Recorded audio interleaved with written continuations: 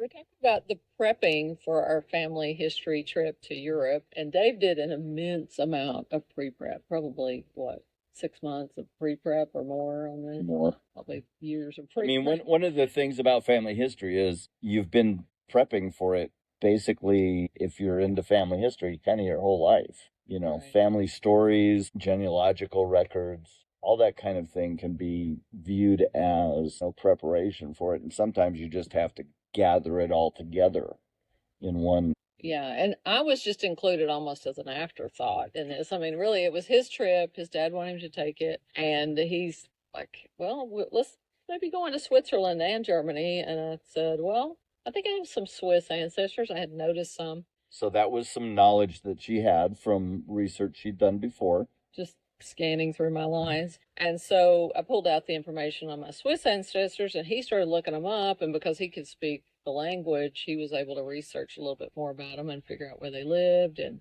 a couple of mine happened to live in a town that he was anxious to take me to, Stein on Rhine. Hey, that's where they're from, So it was a very serendipitous on my part, I think, where his was more intentional. We're going to go do this thing, and I just happened to discover this stuff. Anyway. One of the things I noticed, though, with that experience is as we were preparing to go do things that would be normal touristy things, for example, going to see Stein am Rhein in Switzerland, I'd get the nudge of go see this place, go see that place, go do this, go do that. And it was inevitable that wherever we were, something would pop up that was like, you have people in this place. Right. Even Prague. He always wanted to see Prague.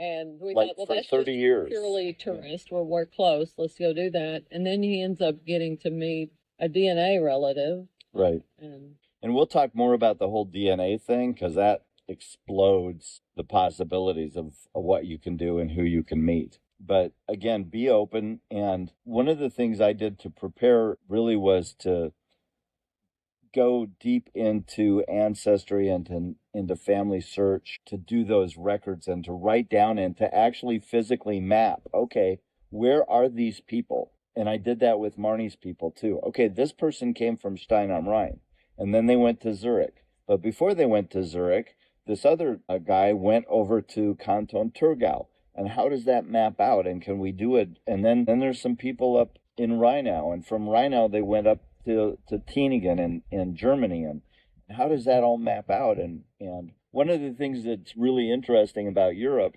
is it's really small compared to the United States. I mean, you can go to a different country 20 minutes away from where your ancestors were if they happen to live near the border. And even if you went from Hamburg to Munich, which is basically end to end, or Kiel to Munich, end to end Germany, you're only looking at less than a day travel. So take that into account also, and really literally get with your genealogy, look at where the things are. And another big hint, take a car, rent a car.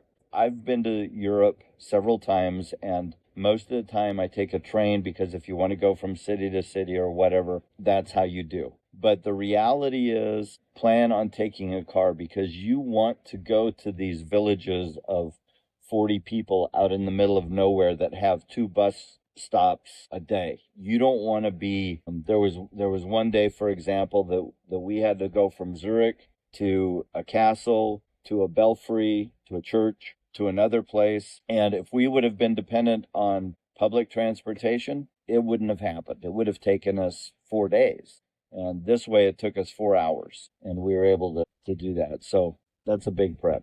And they're surprisingly not that expensive to rent the car. Just know how to drive a stick shift.